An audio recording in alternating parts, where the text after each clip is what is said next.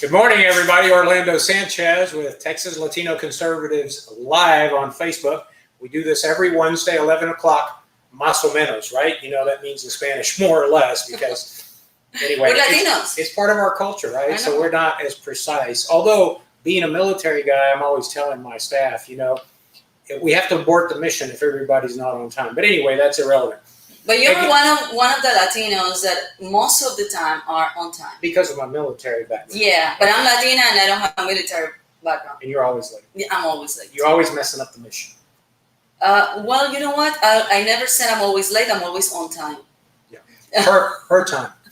Anyway, today I continue this trend of being the luckiest man in America, sitting between two very lovely, intelligent ladies. And today we're honored to have a candidate that's running for a very important position, una posición muy importante en el condado de Texas and in the state of Texas, which is the district attorney. And everybody knows that the district attorney is a very important position, particularly those living in Harris County who've now seen a spike in crime and some accused criminals being turned away from jails and back into the neighborhoods, for Pete's sake. We've never had that. And so it's sort of the catch and release system that's going on. And the district attorney plays a key role in that. I'm going to let our lovely guest today talk about that. But I'm going to let Andrea introduce our guests today. Así que, adelante, dama. Hello, everybody. Buenos días a todos y bienvenidos a TLC Live, como todos los miércoles a las 11 de la mañana, más o menos. Hoy tenemos dos invitadas de lujo, dos candidatas, pero una está aquí en casa y es con la que vamos a comenzar este show. Y luego vamos a terminar con otra candidata, pero ella está ya behind the scenes, getting everything ready. On the wings, exactly. So today, Mary Ann, how are you? I'm doing great, thank you. Mary Nan who? I'm sure you have a last. Mary Nan who? Mary Nan Huffman, and I'm Mary Harris County District Attorney. There you go. Awesome. Mary Ann, I love your hair. Mary Nan. Mary Nan. Nan. Oh, it's very Texan. Mary Nan. Very country. It's very Texan? Yeah. Very, yeah, okay. Yeah, Mary Nan. Mary Nan. Okay, Mary Nan. This is the first time I meet you in person, but your pictures are lovely. I love your hair. And she's pretty, as you said. I can't say and that. Also smart. She's very intelligent. Yes. So Mary Nan, you see, I got it right. Tell us a little bit about you and, you know, your background, and also the most important thing, why you think it's important to run for this position. Well, I'm running for Harris County District Attorney because public safety should be the one thing the government provides for its people. And over the last 4 years, KMOG hasn't been keeping the people of Harris County safe. I was a prosecutor for almost 10 years. When I left the DA's office, I was the chief of child exploitation, internet crimes against children, child human trafficking, working on those types of cases. That was my passion.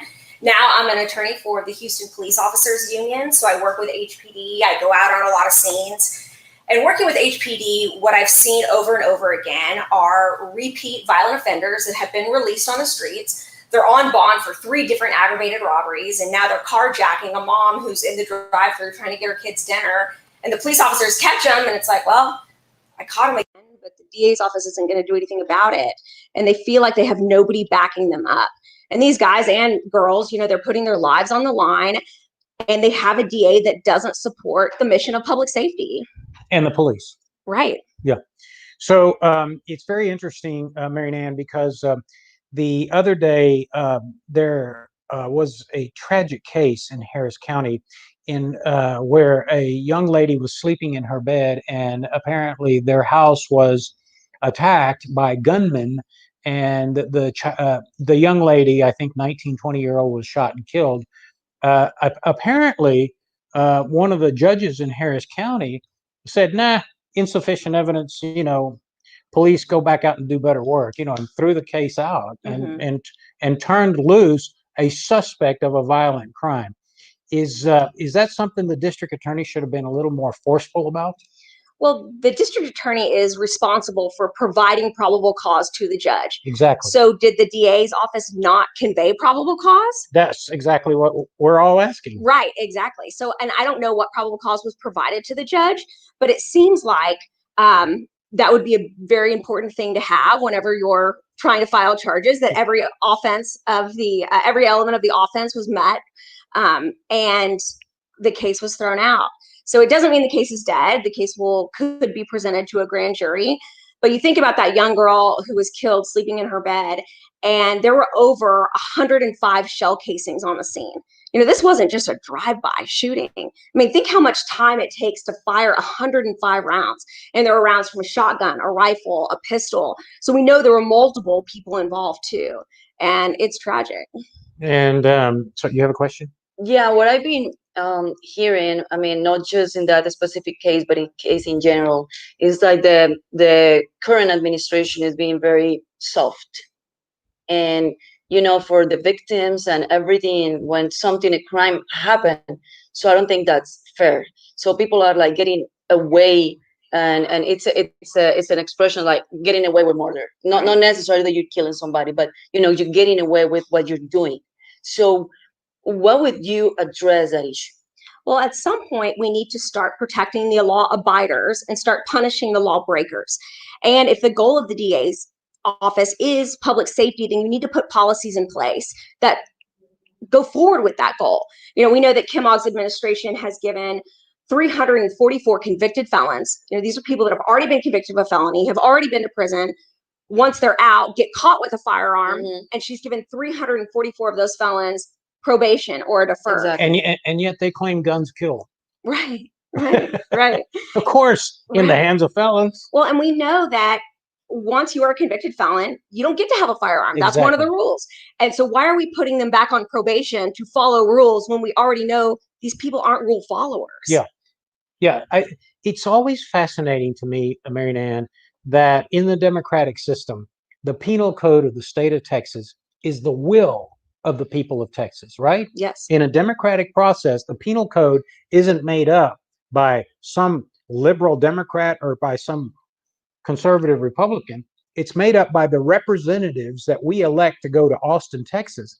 They're the ones that come up with a penal code. And so why a district attorney doesn't punish to the extent possible under the penal code criminal violators and are turning them loose in the streets of Harris County to go create mayhem in our barrios, right? Because the people most affected are people of limited resources where police protection isn't the best. So at the same time, the current leadership in Harris County is wanting to defund police. They're turning criminals out in revolving door. I mean, they're flowing out like ants, fire ants, when you stick a stick in them in West Texas, out the door, and they're going out to the very communities that are most vulnerable and committing mayhem. And word's getting out. I mean, criminals know where to commit crimes. And right now, the most vulnerable, the weakest. Right. And Harris County is a safe haven for bad guys right now. One of the last cases I worked on at the DA's office, there was a mom who was going to put her 2-year-old daughter on a Greyhound bus from Houston to Conroe and sell her for $1,200 for 2 hours of sex with this man. Oh my God. Well, the man luckily ended up being an undercover officer in a team that I was working with. And so we set up surveillance at the downtown Greyhound station in Houston. We set up surveillance in Conroe. And before she put that 2-year-old girl on a bus, she sent a text message to the officer and said, "Hey, you think we should just stay in Harris County? Because that DA up there in Montgomery County, he doesn't like people like us." Oh, and for me, God. that was an eye-opening moment because it wasn't the crime that bothered her. It was the jurisdiction. Yeah. She knew that if she committed that crime in Harris County and got caught, she wouldn't get in any trouble. Yeah. So we're inviting crime into our county with this soft on crime policy. The liberal soft on crime policies do invite crime. And as we all know, Harris County is the sex trade capital of the United States, is it not? It is. And it's sad. On the one hand, our liberal friends want to argue for the rights of women and this and that and the other, and on the other hand, they are turning out these people that are engaged in the most vicious crimes against women and children. The most vulnerable people in this society are the low-income people, and this is where the criminals go. And it's crazy. I was Harris County treasurer, and I had the privilege of serving you, the elected, the taxpayers of Harris County, for 12 years.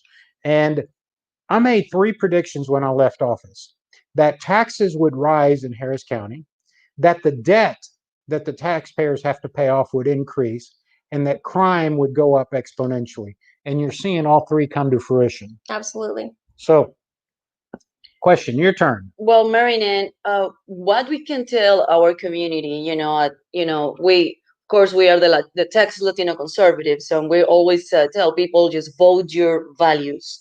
And, we have a big Latino community here in Harris County, a big Latino community here in Houston. What we can tell our community in general, and also the Latino community, to do or help you to get victory in that position in November 3rd. But also, it's not just victory in that position, it's victory for the whole community. Absolutely. These county elections are very important. I know we hear a lot about the presidential races and the congressional races, but you have to go all the way down the ballot this November. Some of these county races, I'm at the bottom of the ballot, and we know that Harris County has one of the longest ballots in the nation. Mm-hmm. We're going to see voter fatigue and people drop off and not go all the way down the ballot. They're estimating that it's going to add about 8 minutes to every voter, and these lines are going to be long. So we need people that will stay the course, go all the way down the ballot, and pick the best local candidates too to make Harris County the safest, greatest place to live.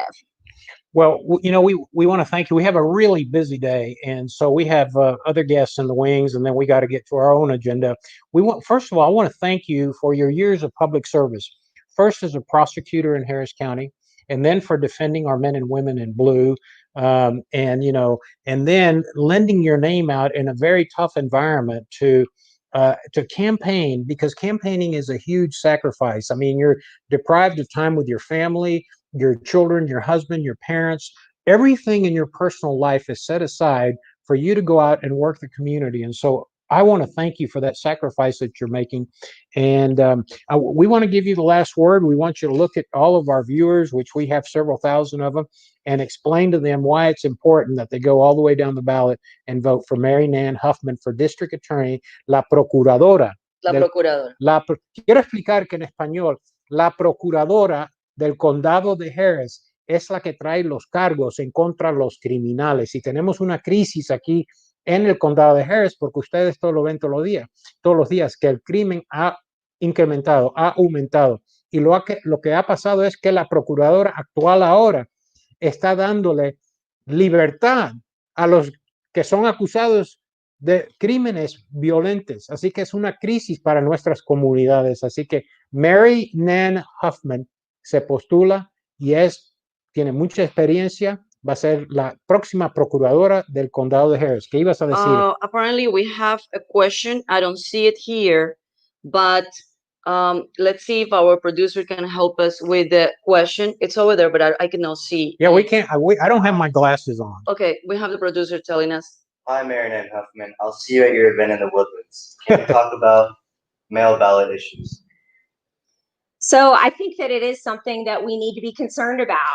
I don't know if everybody heard that, but the viewer said hello from the Woodlands, that they would see her soon, and they wanted to ask about mail-in ballots. So I think it's something that we definitely need to be concerned about. If we are supposed to have a government that is elected by the people, that it's important that the people actually get to have a say, right? And we know that when our elections are compromised by voter fraud and mail-in voting, the people are the ones that suffer. Yeah, and look, mail-in voting is an option for several people, right? Usted puede votar por correo, pero la ley dice que tiene que ser mayor de 65 años de edad o ser un residente del condado de Harris, pero en el día de la actual votación y con la votación con anticipación está de viaje, está afuera del condado de Harris. Usted puede dar una dirección alejana, ¿no? ¿Cómo se dice? Extranjera, sí, para que recibir su tarjeta de votación. Pero si usted es menor de 65 años de edad y no tiene deshabilidad, usted tiene que votar en persona, pero tiene casi 3 semanas para votar. So you can vote by mail, but the statute says you have to be over 65 years of age, you have to have a disability, or you have to be out of the county during the whole voting process, and all you do is give an address outside the Harris County, and they'll mail you a ballot. So there is ballot by mail. Let's not get confused. But what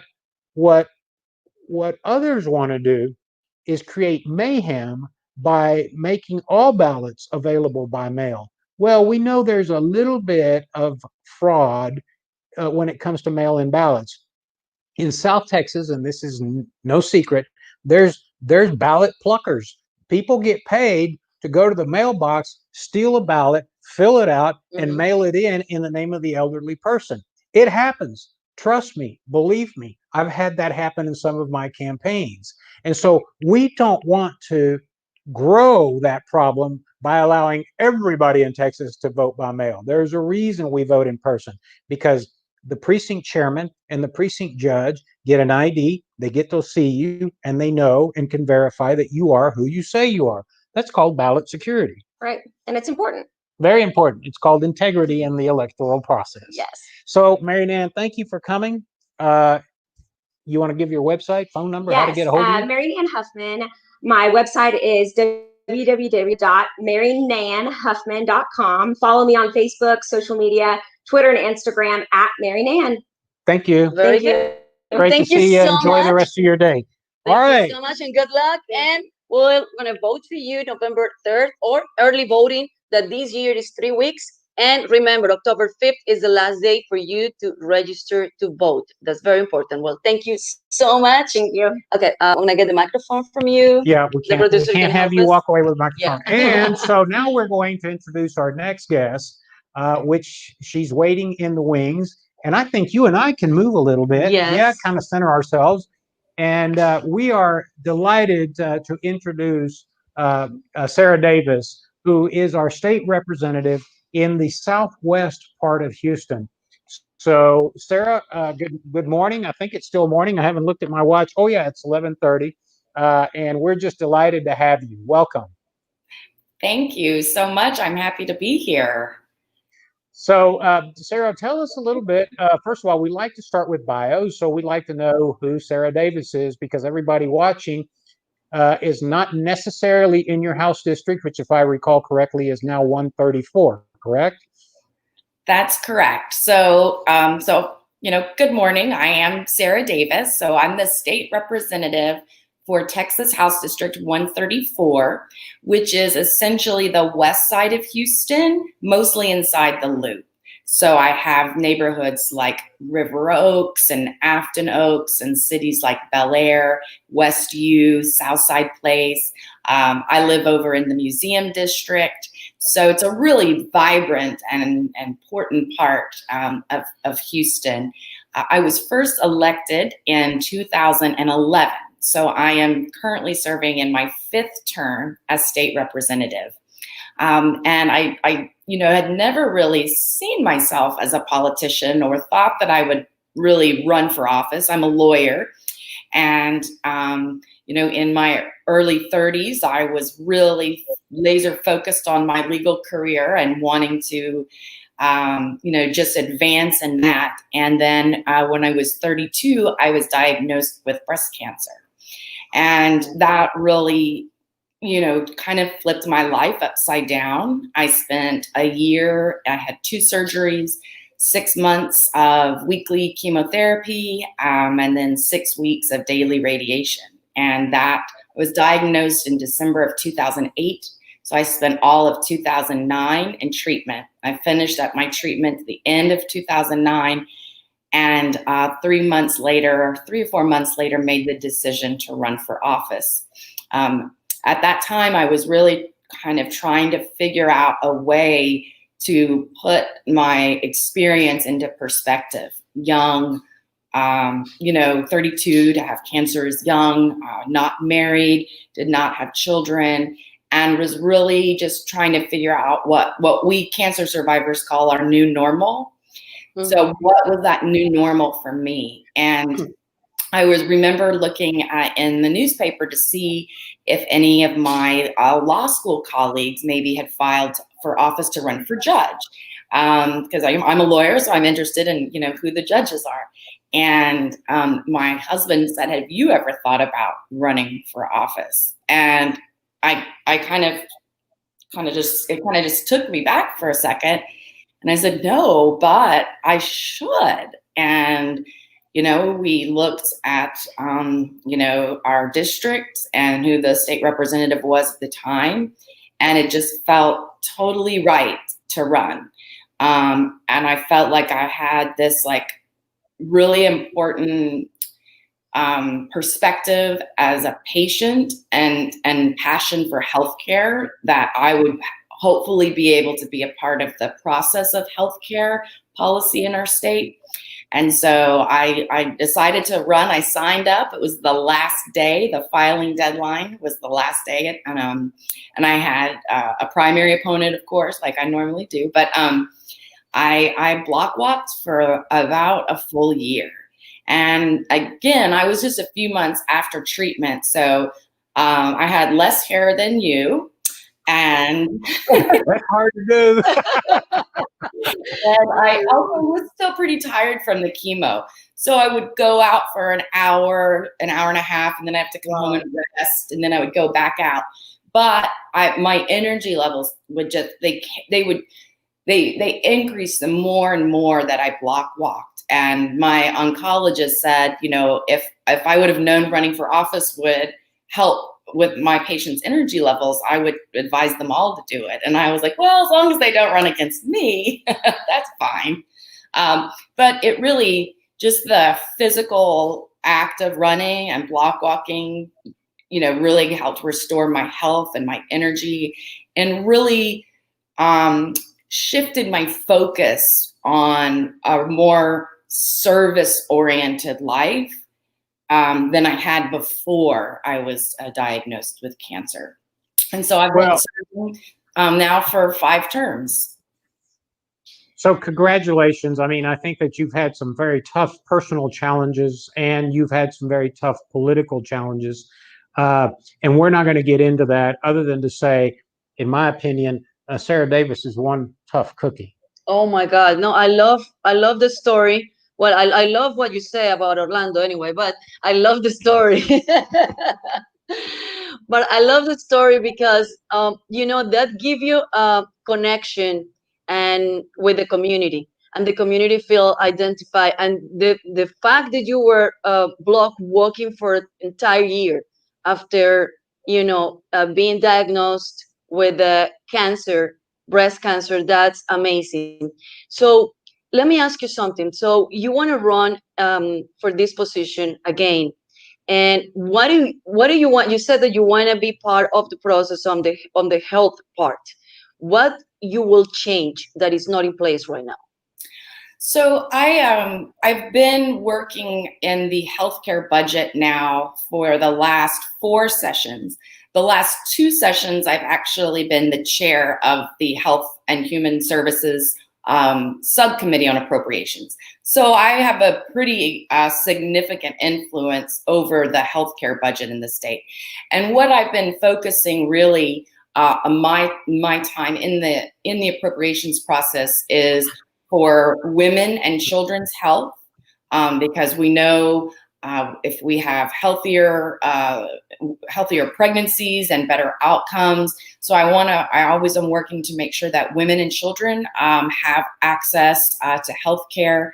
I also do a lot of work in terms of just trying to make the Medicaid program responsive to the folks that are enrolled in it. And, when we look especially like at COVID, we see how COVID has had a very, a disparate impact based on, on people, on persons of color.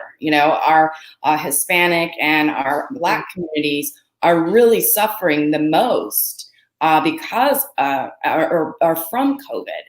And you see that really across all healthcare outcomes in the state in terms of state programs. And so, we really have to face that challenge as a state. And as Republicans, I think that we tend to kind of shy away from healthcare because it is a complex issue. But I just don't think we can afford to do that anymore. And so I believe that, we as Republicans need to recognize that the fight over whether or not healthcare is a right has already been decided. If you go to the hospital by federal law, you must be treated. But that's not the most efficient way to provide healthcare through an emergency room. And so I think we have to explore our options, including Medicaid expansion. I mean, we could have an opportunity to provide healthcare for over 1 million hardworking Texans through a way that doesn't rely on our property taxes, because that's what we do right now. When for the uninsured, we pay for their health care through a hospital district. Here in Harris County, we have Harris Health. And Harris Health is an amazing health system. I'm not, I don't want to say anything negative about that, but it's just not the most efficient way to deliver health care. And it certainly is not a statewide solution to healthcare. So I think that like COVID has just really exposed so many flaws in our system that we might now have an opportunity to maybe make some pretty significant changes. I think that's a spot on. Let me just tell you, because I think we as you know, Sarah, we have a two-pronged organization here. We have the Texas Latino Conservatives, which is a PAC, a political action committee, where we actually get engaged in the issues and support candidates that advocate for, the principles, the values that we believe in. That's number one. Number two, we have an LLC which operates as a 501c4 under the tax code, which is an educational branch. And on that division, the Texas Latino Conservatives are concerned about health care in the communities in Texas. As much as we hate to talk about ethnicity and race and gender, because we don't want to be separated, right, like the liberals do, and create these tribe mentalities, but we do have to recognize that people of color, as you just mentioned, Hispanics in general, and African Americans have tremendous what we call comorbidities.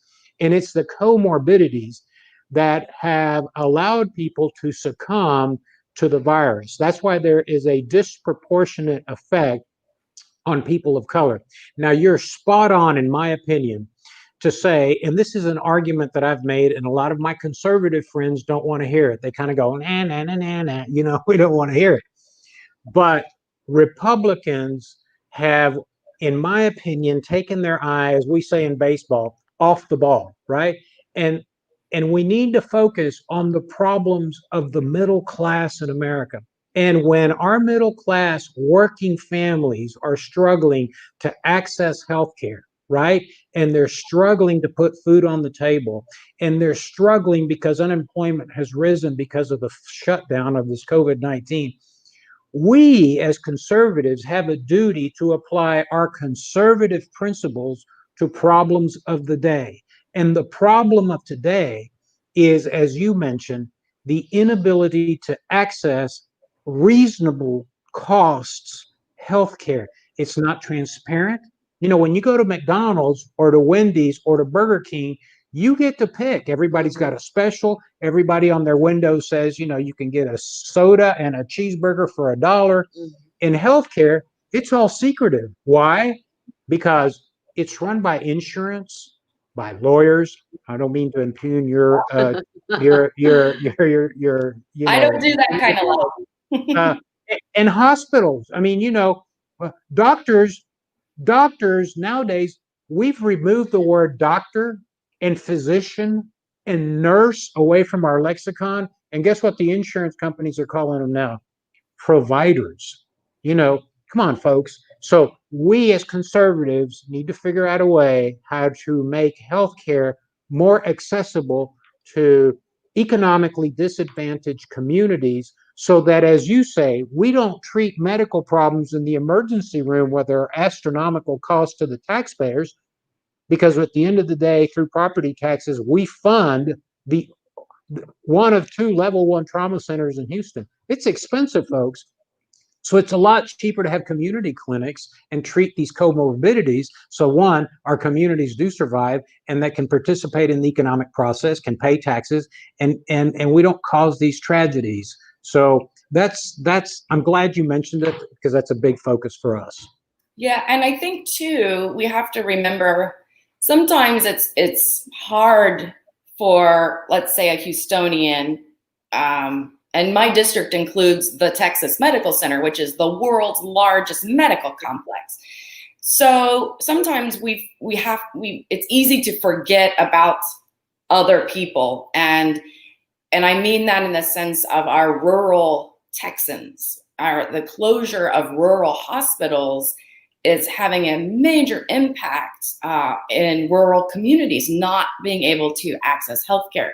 And I know as Houstonians, that may seem hard for us to visualize, but it's a serious problem in this state. And so those hospital closures are really only going to get worse because we are about to lose a significant amount of federal dollars under what's called an 1115 waiver.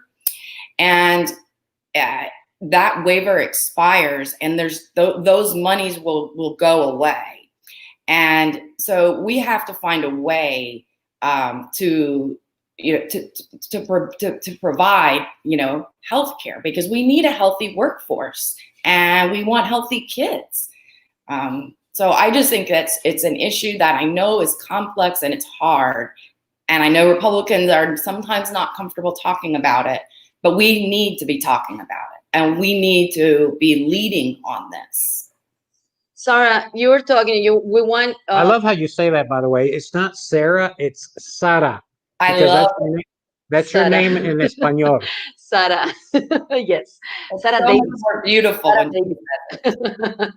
Sarah, you said that we want our kids to be healthy, and what is do you have any in mind in your platform, not only the healthcare but also prevention? We need to educate our community how to eat, how to have a lifestyle. It's not a diet. It's not go crazy in exercise and try to be a bodybuilder. No, it's just lifestyle. Do you have anything in mind about that? Because I think us as a parents, we have a big responsibility, but also the government has also responsibility to provide good programs in the schools and in general. Yeah, I mean, and that's a really complex issue because, you don't want to get to the point where the government, is telling you what you have to eat or what you have to do. But I actually think it starts even more locally than the state government. I think it starts in schools, and you see some of this, like community gardens, emphasizing like if kids are growing vegetables, then they're more likely to try and eat them.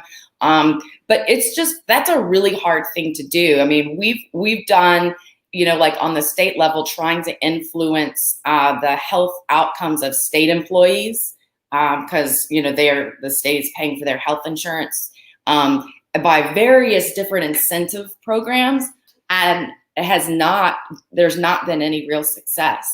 So I think that is indicative that it really starts very locally, like in your own home and in our schools.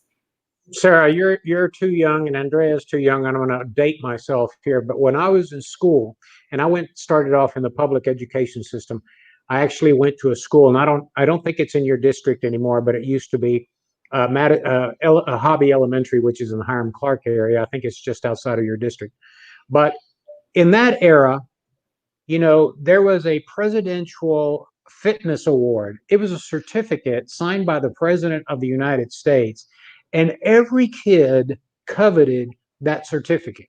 And what you had to do for that certificate, I think, was run 100 yards, do 10 push-ups, and do 2 pull-ups, and 5 jumping jacks. And kids were active. Kids were outside playing. We encouraged physical activity. You guys didn't have this.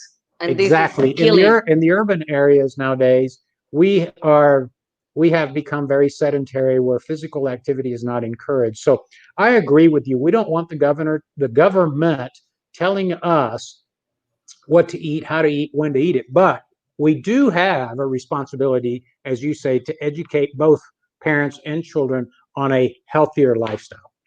Yeah, and I remember those presidential fitness. So I'm 44, but I remember getting one of those, and I remember the hardest part was the pull-ups. But yeah, there's actually been interesting debate in the legislature a few sessions ago about recess, and there were some members that didn't think that we needed to have recess, which to me, I just remember when I was little, recess seemed like it was like an hour and a half long. I mean, we were running and playing all the time. Yeah. I mean, I wholeheartedly agree. Recess, I mean, we've cut out a lot of things that kids like. I mean, for boys anyway, because, shop was a big deal, woodworking or auto mechanics. And not only was it fun to build your own bird cages or dog houses or repair your own pickup truck, but it actually, for those of us that didn't perform as well academically, it gave us a trade, right? We became welders, we became mechanics, we became plumbers, we became underground scuba divers and did, underground oil platforms. But regardless, give you an extra skills. Exactly. And so we've cut all that out. And maybe it's time to go back and revisit some of the old stuff. Sarah, I have twins. We're 15 years old. And I've been hearing complaining about that. My kids, when they were in elementary, and then as they grow to middle school, one of the biggest complaints from my kids, it was like, Mom, we don't have recess. It's just like 15 minutes. So they're like really not active. They're really not doing anything. And that's the time that they really need a significant break during the day, not only to function mentally, but to perform better physically. Yeah, I mean, I completely agree. And I think probably, where we started moving away from that is with all of the standardized testing that we started seeing in our public schools. There has been, over the last couple legislative cycles, a reduction in those standardized testing because, I mean, when I was in school, I know I took some standardized testing, but I don't really recall that. I mean, I wasn't taught to pass a standardized test like I think kids have been more recently in our schools in Texas.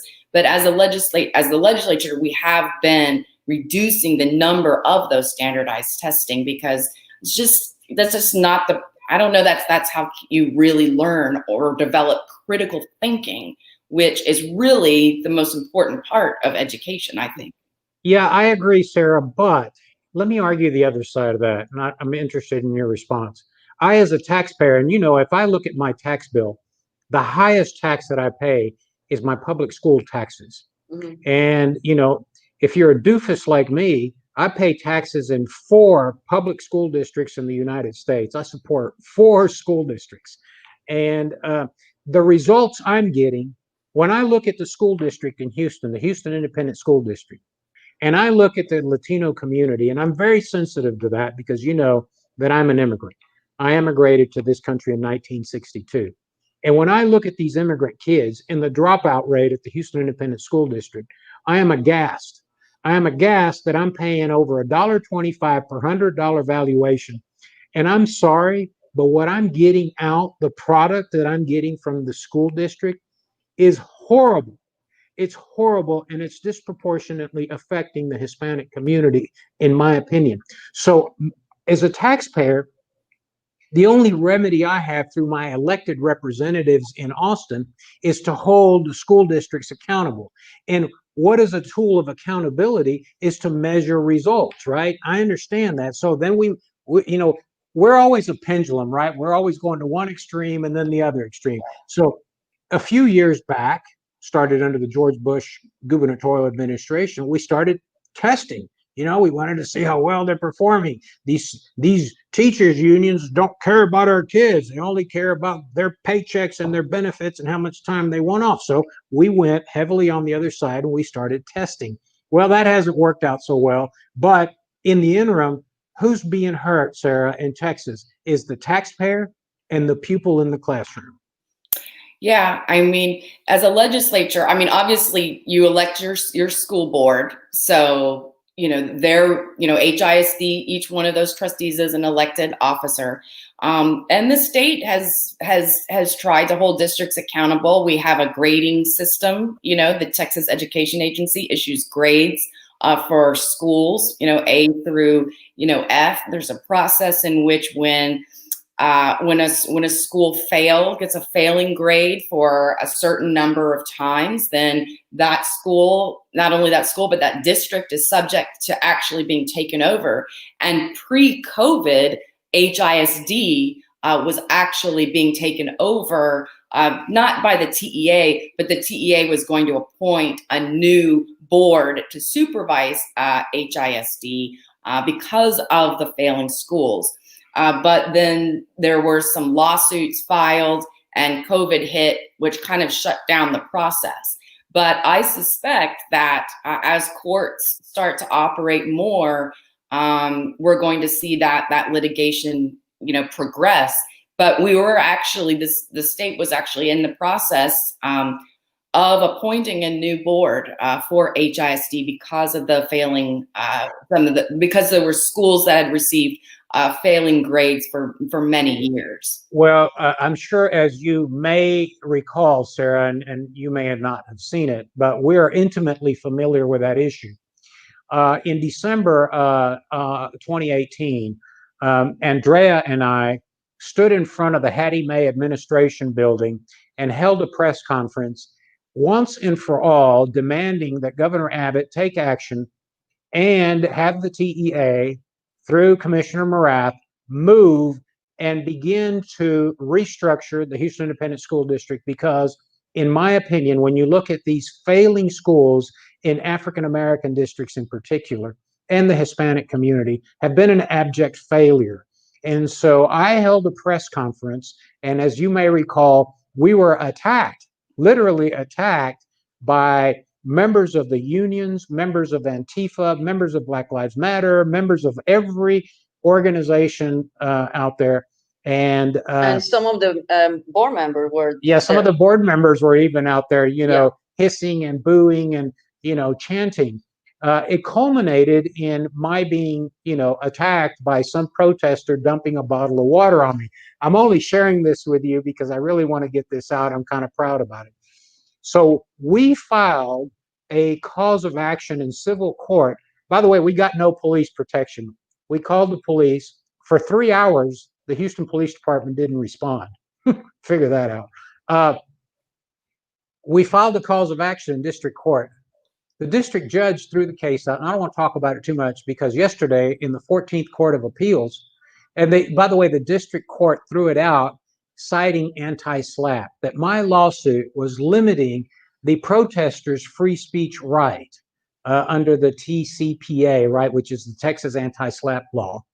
And the 14th Court of Appeal reversed yesterday. So we are intimately familiar with, the pressure that not only the unions and BLM and Antifa, but also, we have to acknowledge that one of the most powerful lobby organizations in Austin is the Superintendents Association.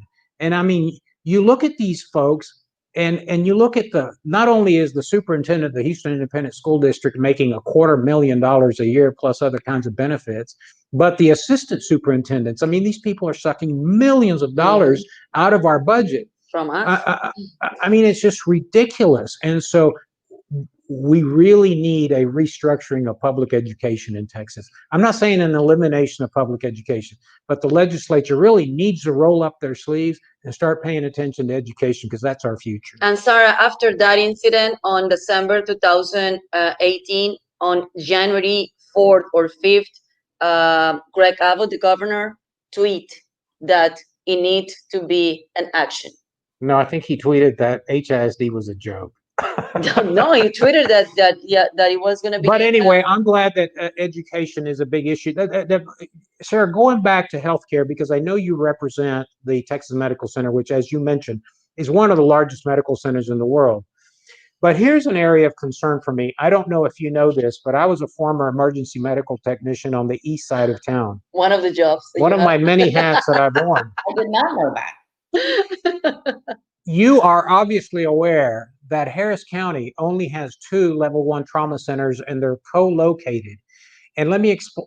In the med center, you have Memorial Hermann and Ben Taub next door to each other. First of all, our viewers need to know that about 35% of the time, maybe even more, they're on drive-by status.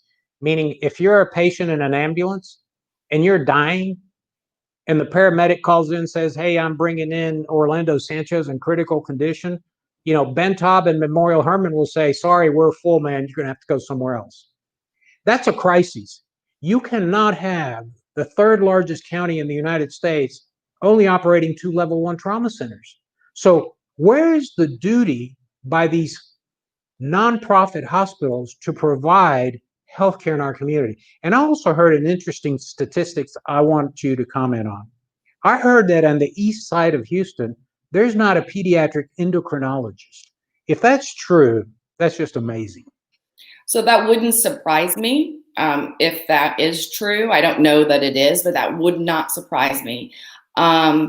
You're going to find hospitals where there is a payer mix, where there are enough people that have health insurance, whether that's Medicare, Medicaid, or private insurance, to sustain that hospital from being, to sustain it. And if you don't have that payer mix, then there's not going to be, a hospital built there, which is, why I think as Republicans, like I said earlier, we really need to talk about what Medicaid expansion looks like for us and what benefits it would bring to the state.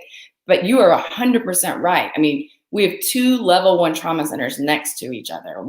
Given the county's population, we should probably have like 5 level 1 trauma centers. Exactly. And they probably shouldn't be located in the exact same spot. But Exactly. also remember that there's not a lot of level 1 trauma even around or outside. So we have folks that are being life-flighted in from other counties into our trauma centers. And so, I think it would be wonderful if we had more level 1 trauma centers, but that's going to take a lot of resources. It's going to take money. And as long as we have the highest uninsured rate, and there's not that payer mix to really support a system, I don't see that happening. Yeah, well, I agree. But at the end of the day, these nonprofits that are taking advantage of the tax code, and they're nonprofits because they're supposed to be providing a service to the community, don't they have a responsibility to get together and say, hey, as we look around Harris County, there's only 2 level 1 trauma centers. 35% of the time they're on drive-by status. So our community that we serve under this tax code is getting screwed. So we're going to have to figure out, and so I think it may take some political, to try to get these hospitals to provide a service that is desperately needed in our community. That's my editorial comment, Sarah. You don't have to respond. Is it all for opinion, not for Orlando? Well, I'm certainly not an expert on hospital financing. It is very complex. But I do know that some of the hospital systems, are under political pressure to be located outside of the Texas Medical Center. So you are seeing more and more clinics from major hospital systems being built in communities that are, outside the bubble of the Texas Medical Center. Yeah, well, I'm concerned about a large constituency in Harris County. I can tell you there's a dearth of medical services over on the east end of Harris County. That's not your district. I don't want to get too far into that. But speaking of hospitals, one of the concerns I have, Sarah, and I'd be interested if you have an opinion on this, is, in the old days, physicians practiced medicine and they had privileges at hospitals. And so they made the decisions. If Andrea needed an appendectomy, Dr. XYZ would do the appendectomy at a hospital he or she had privileges at. Today, it's insurance companies and the hospital that decide the outcome of your health care. Yep. I think that's a little odd, don't you? Oh, yes. I mean, I think everyone who has any type of health insurance has experienced what I would call delay or denial of a procedure. I mean, I'm a breast cancer survivor, and I go every 6 months to get a mammogram and then MRI. And I've been doing this for years. And all of a sudden, I got a call and saying the insurance was denying the MRI because it wasn't medically necessary. And my healthcare team at MD Anderson had to spend so much time on the phone arguing with the health insurer about why it was medically necessary, because somebody looked at my file and was like, oh, she's not old enough to really need breast MRIs. And, my team had to literally present statistical reports and evidence showing that, because I was 32 when I was diagnosed, I was a triple negative, which is a rare type of breast cancer, but I'd go to great lengths just to get this medical procedure. And I have, what I would consider to be excellent health insurance. And so, it's a huge problem. And we see it in the state perspective in the Medicaid program. There are special needs kids that have oftentimes have problems getting care that they need. There's issues with prior authorization. So to get any kind of procedure or a certain medication, you have to get this prior authorization. And there's almost a pattern of just kind of denying it to initially, because some people will just give up. Yeah, let them go away. I mean, it's to me, it's unconscionable that insurance companies do that to patients that are struggling with life-threatening situations. Yeah, Definitely. the doctors will complain about it too, because I know they do. they're the physician. They're making a medical decision that then is being countermanded by a non-physician. I have a friend, and I'm going to quote him because I'm sure he would not object.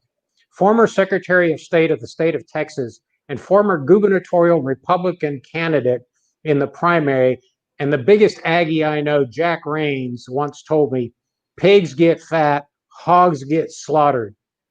And so, for my friends in the insurance business, remember Jack Raines's comment.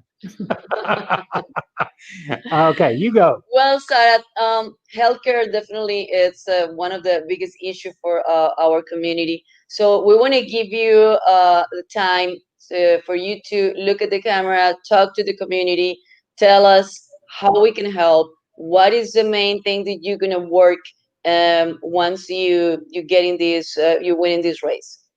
Well, sure. Thank you. I would ask for your support and your vote in November, because I have served you for the last 10 years, and I have a knowledge and the ability to really understand a very complex healthcare system. And I think, given that we have all these factors, the COVID pandemic, the highest uninsured rate, which will only grow because of COVID and employment losses, I think it's time that we have a very real conversation and see what we can do about expanding our Medicaid population to include hardworking Texans that just simply do not have access to health care right now. Well, Sarah, thank you. And there's a lot of issues that I think are important that we haven't touched. Obviously, we had been promoting your appearance on our Facebook Live, and there were a lot of comments. You can read those on our Facebook page. Most of those, and I don't want people that are watching us this afternoon to accuse us of skirting the important issues. I'll bring them up real quick because I think those issues deserve to be addressed. Number one is the choice of parents to be able to vaccinate their children and make that decision. I think that, in my personal opinion, and correct me if I'm wrong, Sarah, but the state of Texas has accommodated parents that have a conscientious objection to vaccinations. Is that still the case, yes or no? Yes. Number two is the issue of abortion. and I'm going to confess, because I think everybody deserves to know what side of the aisle everybody's on, where they are on the issues. I'm a Catholic, um, and I'm pro-life. I don't know if Sarah recalls this, but in 1992, I campaigned in the very same district that Sarah now represents, which is Southwest Houston. In those days, it was House District 132, which has now been shifted to even further west. That House district is now represented by Michael Schofield. But Sarah represents a district of Southwest Houston that is very, very diverse. There are immigrants in that area. There are naturalized Hispanics. There's a large Jewish community. There's the Texas Medical Center. There's an opulent community, River Oaks. So there are vast interests in there. And a lot of my conservative friends are stuck on one issue. Yes, I'm pro-life. Yes, y'all are pro-life. But folks, here's the issue. The issue is we have a very thin advantage in the Texas legislature this coming November. We have to reelect every Republican that's on the ballot, because when they win, we get to redistrict the state of Texas for the next decade. That is the battle that we're engaged in. You know, does Michael Schofield represent 100% of my interest? No. Does Sarah Davis represent 100% of my interest? No. Does Dan Crenshaw in Congress represent every one of my interests? No. I'm not in 100% agreement with anybody. I wasn't even in 100% agreement with Ronald Reagan. But what I'm urging you folks to do is that the battle today is to become victorious November of 2020 in the Texas House of Representatives. Because if we lose, those of you that are saying, I can't support Miss Davis for this reason or that reason, if you think it's bad now, holy cow, you ought to see what it's going to look like 10 years from now. So please remember, you know, it's the bottom of the ninth inning. You know, we have a man on first base.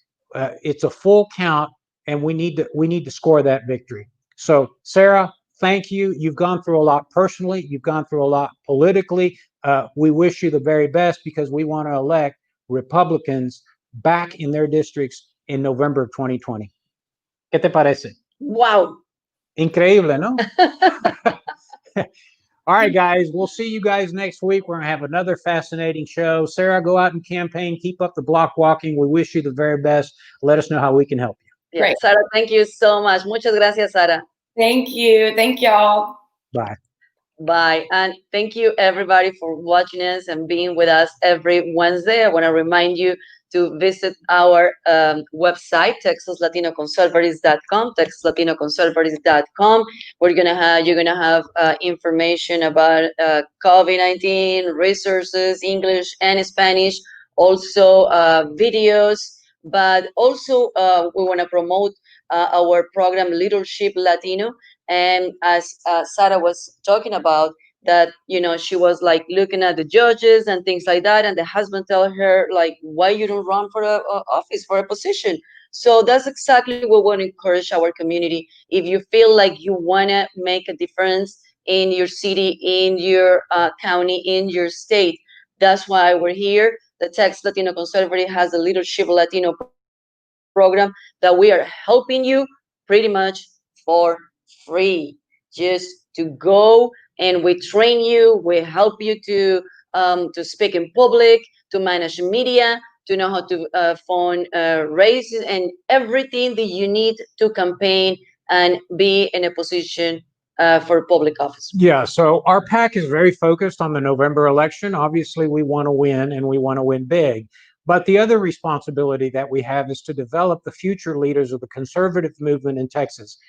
And having said that, we want to encourage young Hispanics to run for public office, to represent their communities, because what's happened in our state is that the mainstream media identifies us immigrant Latinos as leftist, socialist, democratic, you know, whatever you want to call them nowadays.